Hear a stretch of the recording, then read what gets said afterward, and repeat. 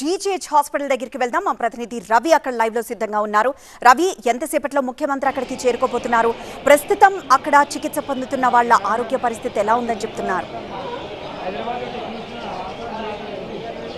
అయితే ఇక్కడ అగ్ని ప్రమాదం తర్వాత కాకినాడ జనరల్ హాస్పిటల్లో ఎవరైతే క్షతగాత్రులు ఉన్నారో వాళ్ళందరినీ కూడా దాదాపు 9 మంది వరకు కూడా వీరందరినీ కూడా ఇక్కడ తీసుకొచ్చిన పరిస్థితి కనిపిస్తుంది. ప్రస్తుతం మనం చూసినట్టు వార్డులోనే లోపల వీరందరూ కూడా అత్యవసర వార్డులో వీరందరూ కూడా ఎమర్జెన్సీ వార్డులో ట్రీట్మెంట్ తీసుకుంటున్నారు. మరికొద్ది సేపట్లో సీఎం చంద్రబాబు నాయుడుతో పాటు మంత్రులు కందులు దుర్గేష్, ఇతర అధికారులు అందరూ కూడా ఇక్కడ చేరుకోబోతున్న నేపథ్యం. బాధితులను అదేవిధంగా క్షతగాత్రులను పరిశీలించేందుకు ఆయన ఇక్కడికి వచ్చి వీరందరికీ కూడా మెరుగైన వైద్యం అందించాలని చెప్పి కోరుతున్న పరిస్థితి. ఇప్పటికే క్షతగాత్రులకు సంబంధించి 9 మందికి సంబంధించిన బంధువులు కూడా ఇక్కడికి చేరుకున్నారు. వారందరూ కూడా ఇక్కడే తమ వారికి సంబంధించినటువంటి క్షేమ సమాచారం తెలుసుకునేందుకు కూడా కొంతమంది బయట వెయిట్ చేస్తున్న పరిస్థితి కనిపిస్తోంది.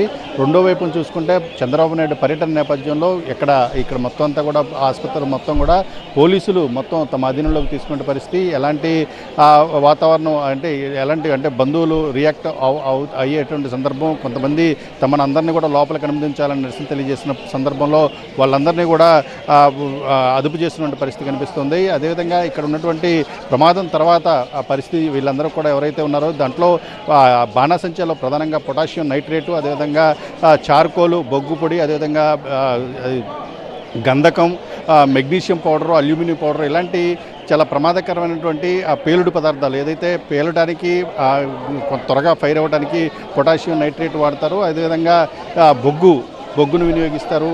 మెరుపులు, అదేవిధంగా వెలుగు రావడం కోసం మెగ్నీషియం, అదేవిధంగా అల్యూమినియం పొడి ఇలాంటివన్నీ కూడా వినియోగించినటువంటి సందర్భంలో పెద్ద ఎత్తున అయితే వీటి యొక్క ప్రమాద తీవ్రత అయితే చాలా ఎక్కువగా అధికంగా ఉన్నటువంటి సందర్భం. ఇప్పుడు ప్రస్తుతం అయితే ఎవరైతే దాదాపుగా 9 మంది ఇక్కడ ట్రీట్మెంట్ తీసుకున్నారో వారందరికీ సంబంధించినటువంటి పరిస్థితి కూడా విషమంగా ఉందని చెప్తున్నారు. అయితే వీరందరికీ మెరుగైన వైద్యం అందించాలని ఇప్పటికే ప్రభుత్వం సీఎం చంద్రబాబు నాయుడు ఆదేశించడం జరిగింది. అదేవిధంగా మంత్రులందరూ కూడా ఇక్కడికి చేరుకుని వారి యొక్క ఆరోగ్య పరిస్థితి అందరూ కూడా సమీక్షిస్తున్న పరిస్థితి కనిపిస్తుంది. అయితే ఇప్పటివరకు ఆసుపత్రికి సంబంధించి ఎలాంటి అధికారికంగా వీరికి ఎవరో ఇక్కడ చేరినటువంటి 9 మందికి సంబంధించిన పేర్లు కానీ, అదేవిధంగా వారికి సంబంధించిన ఆరోగ్య పరిస్థితి కానీ ఎక్కడ తెలియకపోవడంతో వీరందరూ కూడా దానికి సంబంధించిన బంధువులందరూ కూడా ఎదురు చూస్తున్న పరిస్థితి కనిపిస్తుంది. వారికి సంబంధించినటువంటి సమాచారం తెలియజేయాలని చెప్పి కూడా కోరుతున్న పరిస్థితి కనిపిస్తుంది. అయితే మరికొద్ది సేపట్లోనే ఇక్కడికి చంద్రబాబు నాయుడు రాబోతున్నారు, మంత్రులందరూ రాబోతున్నారు. బాధితుల కుటుంబాలతోటి పరామర్శించడంతో పాటు ఇక్కడ వారికి అందుతున్నటువంటి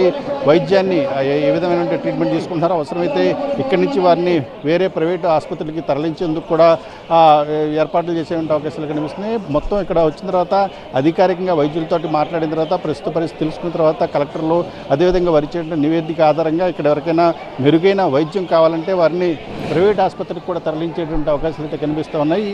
ఈ మరికొద్ది సేపట్లో చంద్రబాబు నాయుడు అదేవిధంగా మంత్రులు రాబోతున్న నేపథ్యంలో పూర్తిగా కూడా ఇక్కడ పోలీసు బందోబస్తు అయితే కొనసాగుతున్న పరిస్థితి కనిపిస్తుంది. మనం చూడొచ్చు విజువల్స్లో కూడా పోలీసులందరూ కూడా పెద్ద ఎత్తున హడావుడి చేస్తున్నారు. మీడియాని కూడా ఇక్కడి నుంచి కొంచెం దూరంగా వెళ్ళాలని చెప్పి కూడా కోరుతున్న పరిస్థితి కనిపిస్తుంది. వార్డులో ట్రీట్మెంట్ తీసుకున్నటువంటి వారి పరిస్థితి అయితే దానికి సంబంధించినటువంటి బులెటిన్ అయితే ఇప్పటి వరకు కూడా అధికారికంగా కూడా విడుదల కానిటువంటి పరిస్థితి. వైద్యులు వారికి మెరుగైన ట్రీట్మెంట్ ఇస్తామని చెప్తున్నటువంటి పరిస్థితి కనిపిస్తూ ఉంది. ఇక్కడ ఎక్కువ పోలీసు దూరంగా పంపించే ప్రయత్నం అయితే చేస్తున్నారు. బంధువులు ఒకవైపున ఇటు రైట్ సైడ్న బంధువులందరూ కూడా పెద్ద ఎత్తున్నారు. వార్డు దగ్గర ఎవరు కూడా లోపలికి రాకుండా కూడా చూస్తున్న పరిస్థితి కనిపిస్తుంది. చంద్రబాబు నాయుడు వచ్చిన తర్వాత నేరుగా వార్డులోకి ఏదైతే ఎమర్జెన్సీ వార్డు ఉందో వార్డులోకి వెళ్తారు.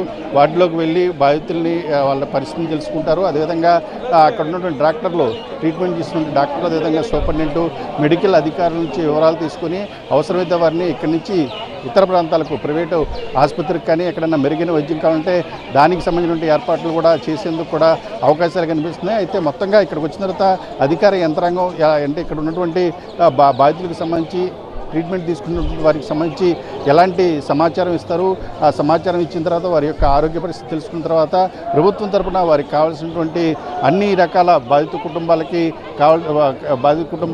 ఇవ్వాల్సిన సమాచారంతో పాటు క్షతగాత్రులకు కావాల్సినటువంటి ఏదైతే ట్రీట్మెంట్ ఉందో ఆ ట్రీట్మెంట్ మొత్తాన్ని కూడా ఇచ్చేటువంటి అవకాశం అయితే కనిపిస్తుంది. మరికొద్ది సేపట్లోనే చంద్రబాబు నాయుడుతో పాటు మంత్రులు, ఇతర అధికారులు కూడా మొత్తం కూడా ఇక్కడికి చేరుకునే పరిస్థితి ఉంది. రైట్ రవి, క్షతగాత్రులకు అక్కడ చికిత్స అయితే కొనసాగుతోంది. అయితే చాలా మంది అందులో 80 నుండి 90% పాటు కాలిపోయిన పరిస్థితుల్లో చికిత్స